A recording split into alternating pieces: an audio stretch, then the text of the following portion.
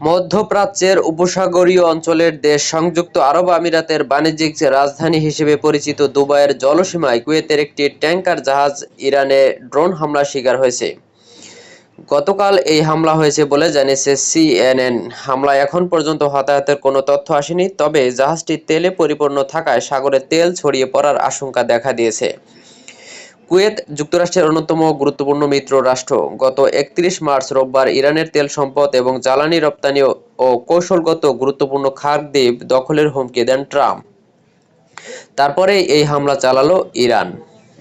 ইরানের পরমাণু প্রকল্প এবং ক্ষেপণাস্ত্র কর্মসূচি। গত ২ যুগ ধরে দেশটির সঙ্গে দ্বন্দ্ব চলছে পশ্চিমা বিশ্বের। এ দুই ইস্যুতে গত ৬ ফেব্রুয়ারি থেকে ২৭ ফেব্রুয়ারি পর্যন্ত ২১ দিন ধরে সংলাপ চলে তেহরান এবং ওয়াশিংটনের মধ্যে। ২৭ ফেব্রুয়ারি কোনো প্রকার সমঝোতা চুক্তি ছাড়াই শেষ হয় সেই সংলাপ।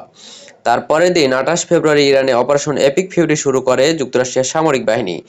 ওয়াশিংটনের সঙ্গে তাল মিলিয়ে একই সময়ে ইরানে সামরিক অভিযান অপারেশন রোয়ারিং লায়ন শুরু করে ইসরায়েলও। যুক্তরাষ্ট্র ইসরায়েলের অভিযানের প্রথম দিনই নিহত হন খামেনি সহ ইরানের সামরিক ও সরকারি প্রশাসনের বেশ কয়েকজন গুরুত্বপূর্ণ কর্মকর্তা।